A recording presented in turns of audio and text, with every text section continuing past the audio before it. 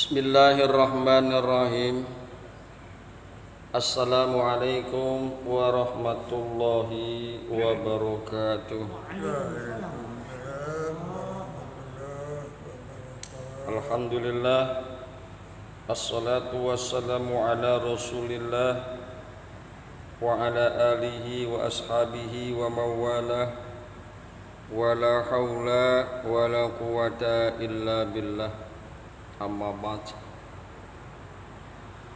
Bahasan kita pada pagi hari ini masih berbicara tentang masalah hidup dan mati.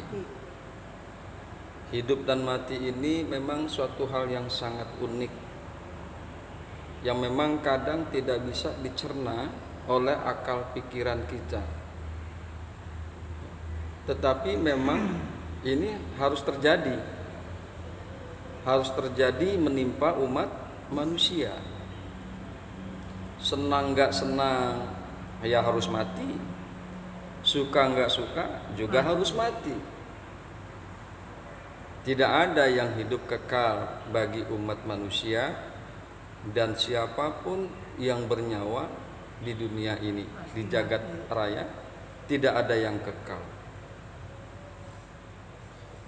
Hadirin yang berbahagia, hamba-hamba Allah yang mudah-mudahan selalu dirahmati oleh Allah Subhanahu wa taala. Kadang kita menemukan ada orang yang takut akan mati. Mereka ingin hidup selamanya. Bahkan di dalam Al-Quran digambarkan mereka ingin hidup 1000 tahun. Lantas bagaimanakah kita harus menyikapi tentang masalah hidup dan mati?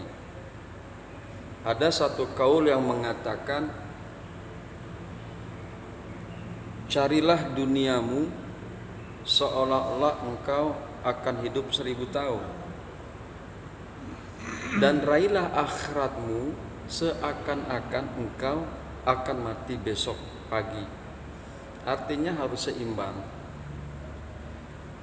Harus seimbang. Dalam rangka kita menyikapi kehidupan dan kematian harus seimbang.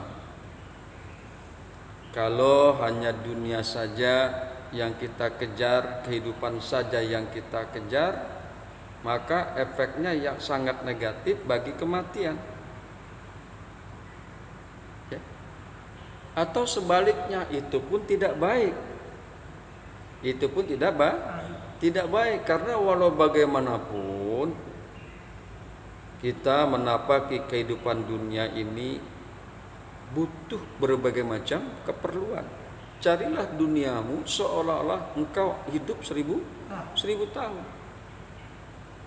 Bergiat-giatlah kalian mencari nafkah.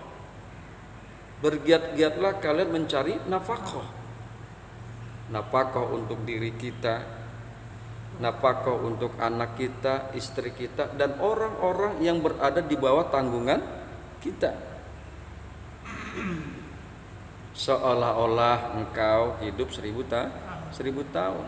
Islam tidak pernah melarang orang untuk menjadi kaya. Islam tidak pernah melarang orang untuk menjadi punya ini, punya itu, tidak. Akan tetapi jadikanlah kekayaan kalian itu menjadi jembatan menuju kepada ridha Allah Subhanahu wa ta'ala. Jangan sampai kekayaan itu justru kita akan dibawa dengan kekayaan tersebut menuju nerakanya Allah Subhanahu wa ta'ala. Kemudian seolah-olah engkau akan mati besok pagi. Ibadah itu harus dijalani. Yang wajib dijalani, mudah-mudahan yang sunnah juga dijalani. Khawatir ya Allah kita ini mati besok pagi. Bagaimana sih kita kalau seandainya siapapun orangnya, jika memang merasakan dirinya akan berjumpa dengan Allah, akan mati besok pagi, tentunya dia akan beribadah sekuat mungkin, akan melakukan ibadah sekuat mungkin, ingin menghadap Allah dengan membawa pahala daripada ibadahnya. sekali lagi bahwa sikap kita dalam rangka menghadapi hidup dan mati harus seimbang. Harus seimbang. Mudah-mudahan dengan keseimbangan itu dua-duanya kita bisa raih. Dunia bisa didapatkan, akhirat pun bisa didapatkan. Bahagia di dunia, bahagia di akhirat. Hadirin yang berbahagia, hamba-hamba Allah yang mudah-mudahan selalu dirahmati oleh Allah Subhanahu wa taala. Ingin dan takut mati sama dengan ingin dan takut hidup. Itulah yang akan kita bahas pada pagi hari ini. Ingin dan takut mati sama dengan ingin dan takut hidup. Mati dan hidup adalah dua peristiwa atau dua keadaan sebagai juga peristiwa dan keadaan-keadaan yang lain. Maka terhadap dua peristiwa tersebut ada orang yang ingin dan ada pula orang yang takut. Ada orang yang ingin mati dan juga ada orang yang takut mati. Ada juga orang yang ingin hidup dan juga takut hidup karena melihat gejolak yang luar biasa, dia merasa takut hidup.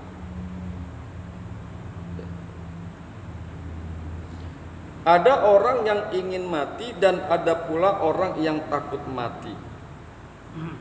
Ada orang yang ingin mati tentu takut hidup, pengen mati, ya, dia sengsara dalam kehidupannya, berputus asa dalam kehidupannya. Ya Allah, kalau begini nih, gue pengen mati aja deh, hidup juga percuma. Kita sering tuh dengar omongan begitu. Ngapain juga gue hidup kalau hidup begini aja terus sengsara mulu, bahagia kagak, sengsara mulu. Sering kita dengar orang berkeluh kesah seperti itu. Jadi ada orang yang ingin mati tentu takut hidup. Dan ada orang yang takut mati tentu ingin hidup. Tadi digambarkan di dalam Al-Quran, ya. Mereka ingin hidup 1000 tahun, pengen hidup selamanya, karena mungkin sudah merasa nikmat dengan kehidupan di dunia, sudah merasa senang dan bahagia dengan kehidupan dunia, sehingga dia takut meninggalkan kehidupan itu. Dengan kata lain, dia takut mati. Kemudian hadirin yang berbahagia, hamba-hamba Allah, dan janganlah heran kalau ada orang yang ingin mati juga ingin hidup. Begitu. Ada yang ingin mati, ada yang ingin hidup. Atau orang yang takut mati dan juga takut hidup. Orang yang ingin mati dan takut hidup ada bermacam-macam sebab,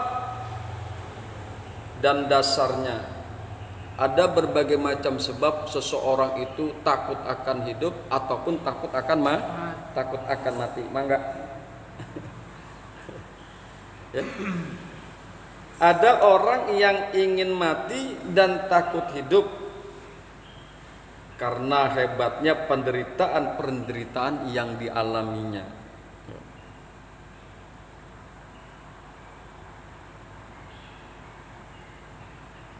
Ada orang yang ingin mati dan takut hidup karena hebatnya penderitaan yang dialaminya dalam hidupnya. Baik penderitaan rohani, penderitaan batin, atau penderitaan jasmani, yaitu penderitaan lahir. Inilah yang dinamakan orang yang berputus asa, yaitu satu sifat yang amat tercela oleh agama Islam, yakni sifat-sifat orang kafir. Allah berfirman di dalam surat Yusuf ayat 87, berkata Nabi Yakub kepada anak-anaknya.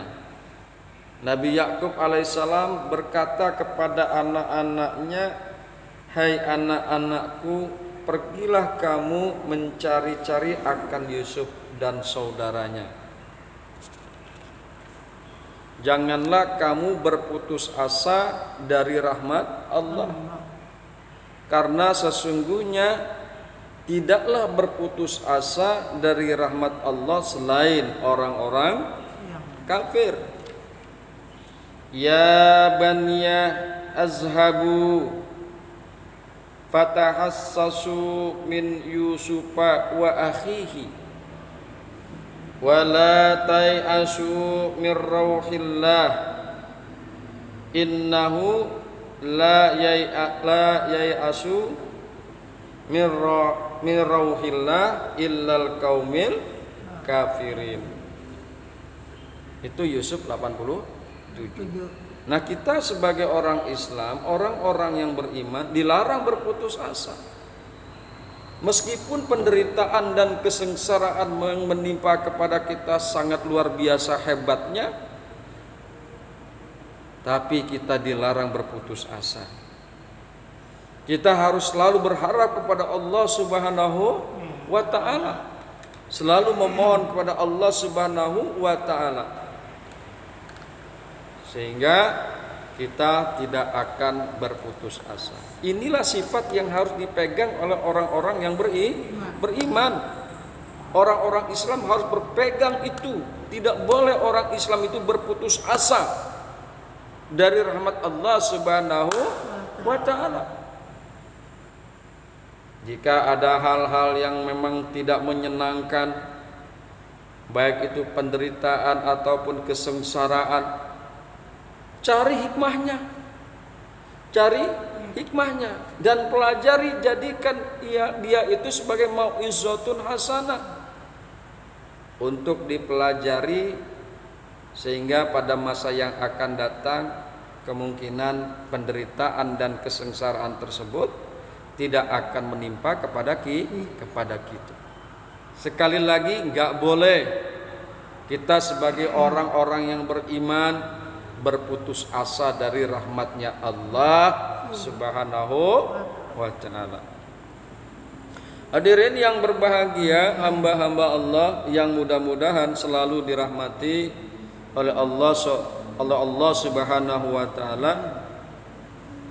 Seorang yang benar-benar beriman dengan Allah, bagaimanapun juga hebatnya penderitaan rohaniyah dan jasmaniyahnya, dia tidak akan berputus asa, tetapi selalu berharap akan datangnya pertolongan atau rahmat Allah. Tetapi orang-orang yang tidak percaya terhadap Allah, tentu saja ia tidak dapat mengharapkan rahmat Allah. Sebab itu mereka lekas berputus asa. Gambarannya tuh, kalau orang nggak percaya kepada Allah, tidak ada dia tempat untuk bergantung dan berharap, maka orang-orang model seperti itu akan cepat berputus asa. Karena apa? Nggak ada pengharapan, nggak ada dia tempat bergantung. Tapi orang beriman tidak demikian. Ya, dia memiliki harapan, yaitu dari Allah Subhanahu wa ta'ala, baik berupa pertolongan maupun rahmatnya.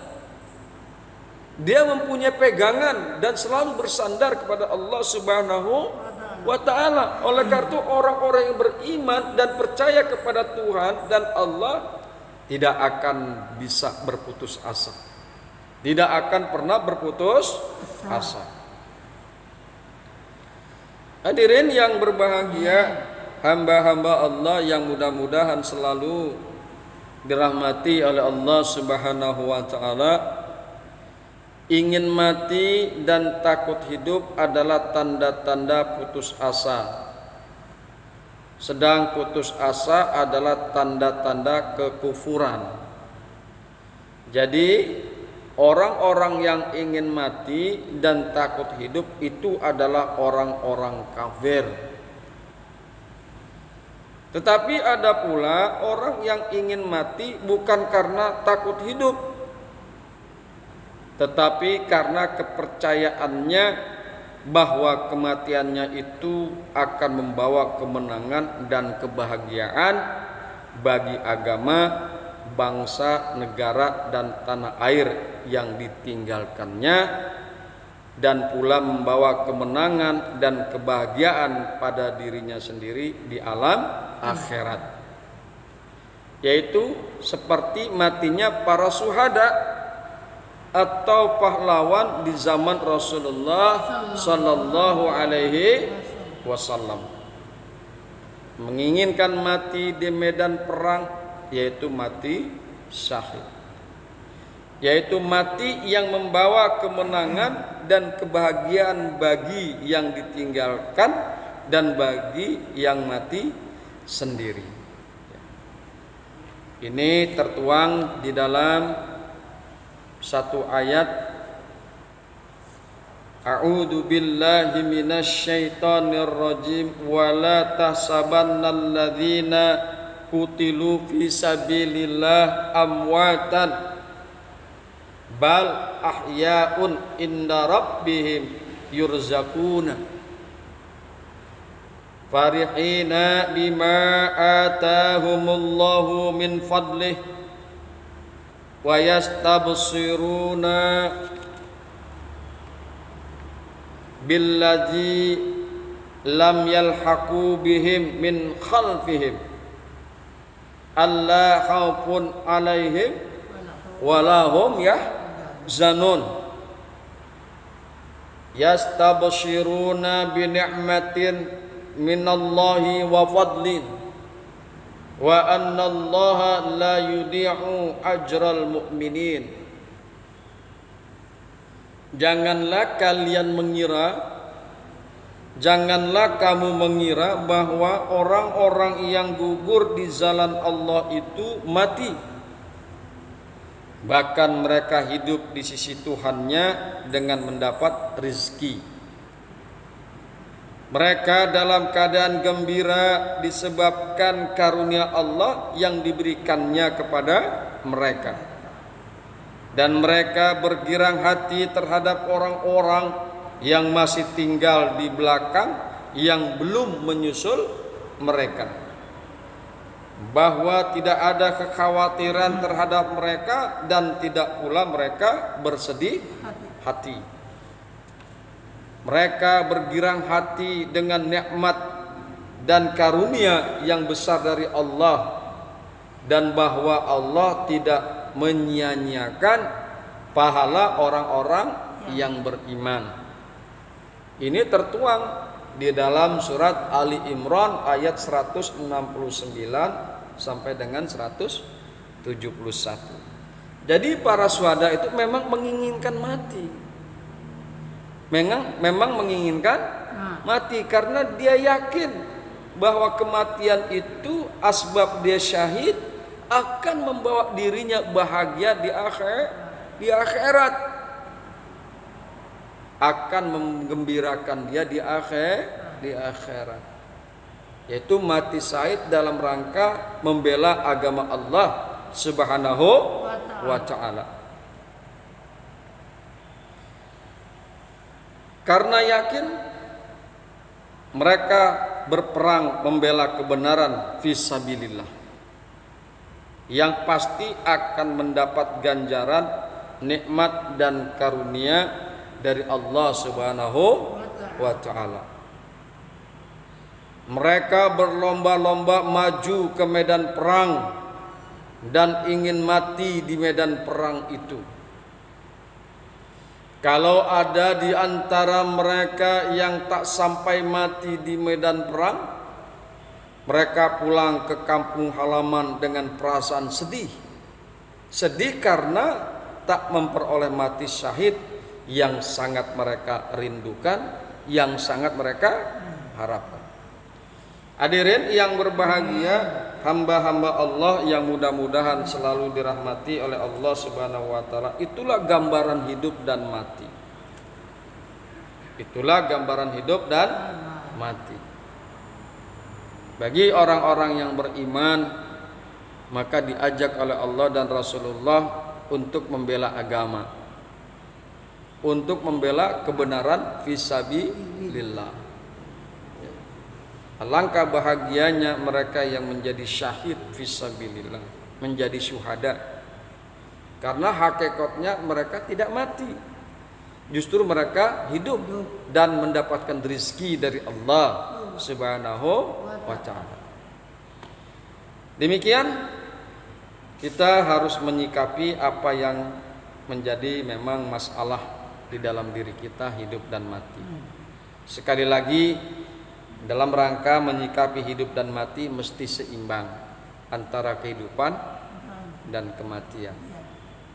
Carilah duniamu seolah-olah engkau akan hidup 1000 tahun, dan carilah akhiratmu seakan-akan engkau akan mati besok. Demikian, mudah-mudahan bermanfaat.